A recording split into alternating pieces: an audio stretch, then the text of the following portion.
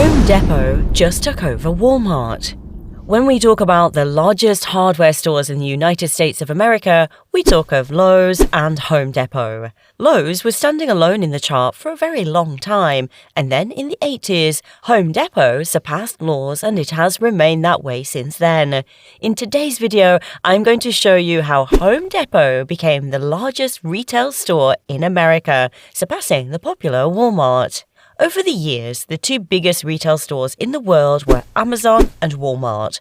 For some time, Alibaba was ahead of Walmart, but when their stocks crashed, they fell beneath Walmart. Now, this crash is completely useless because these companies still make large profits from sales daily. But at the same time, despite their large sales, none of the retail outlets are in the top two biggest retail outlets in the world. But here we have Home Depot taking its spot in number one. You may feel that Walmart is bigger than Home Depot, mainly because it looks like a small retail store, but I'm going to show you otherwise. Home Depot has a higher market cap than Walmart, and they're also pulling in more profit. Over the past 12 months, Home Depot has a profit of over $21 billion, while Walmart has a profit of $18.42 million. Even at this, Home Depot isn't being talked about as much as it's supposed to in the media. Its founders aren't criticized, and they also don't get accused of being a monopoly. Despite all of this, people see Home Depot as a regular hardware store. Isn't that crazy? At this point, I'm sure you have lots of questions running through your mind on how a small hardware store like Home Depot became one of the largest retail outlets in the world. How about I ease the stress and break it down for you? For a start, we're going to examine Home Depot's history. Home Depot was founded in 1978 by four men: Bernard Marcus, Arthur Blank, Ron Brill, and Pat Farrer. At this time, the booming 60s was coming to an end and inflation was slowly creeping in. Homeowners took care of their homes during the economic boom of the 1960s and had a good nominal value to fight inflation. This is smart. These people have lots of equity in their homes, and as long as they keep up with their job during the inflation, they can be able to afford anything. This means that they could even upgrade their houses. At the same time, the cost of upgrading your home was tedious and expensive, especially when it's doing it yourself. Homeowners often had to stop around multiple hardware stores to buy simple tools to use in their houses. During this time, Home Depot founders got to know about this and looked for ways to address the issue. So, two of the founders contacted an investment banker to loan some money for their startup capital. They planned to use this money to get a retail space from J.C. Penney and open a store in Atlanta. Despite this, Home Depot didn't get quick success. When the stores opened, the owners decided to do a promotional campaign where they would give out $700 to people and invite them to come and spend it at the store. Despite this, they were not able to give people all the money because it was hard to convince most of them to come to the store to shop.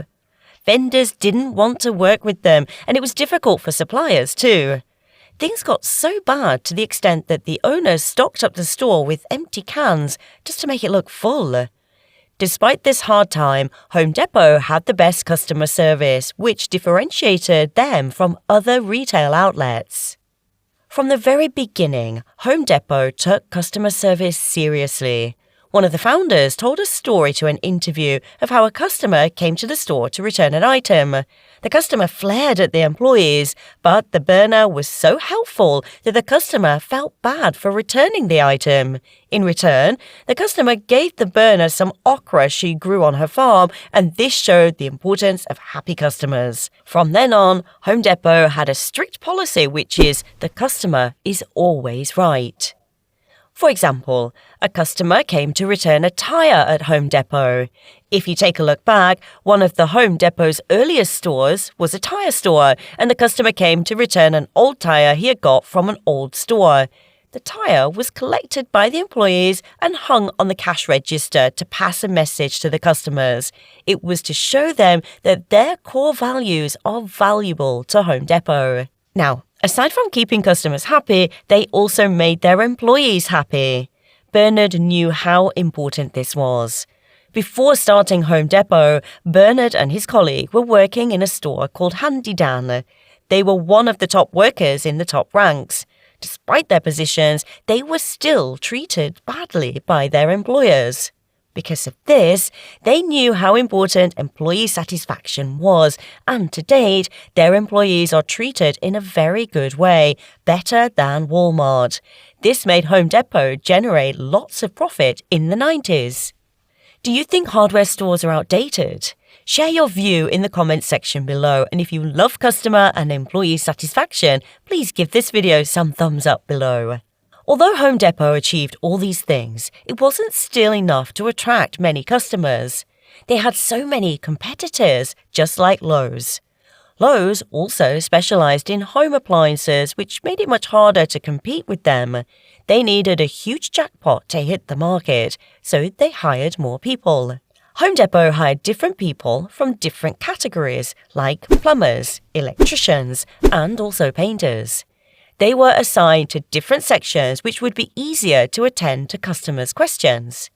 You know customers who ask a whole lot of questions like, what's a circuit breaker? How do you fix a sink? That's the essence of these newly hired people. They specialize in one field and have great knowledge of the field, so they can attend to any questions customers ask. Home Depot also encouraged customers to ask questions if they have any problems with anything at all. In the 1980s, Home Depot had a massive increase in sales. This also led to an increase in supply. Isn't that great? Home Depot also sold to customers at a low price, which also led to an increase in sales. Home Depot sure knows how to market their goods.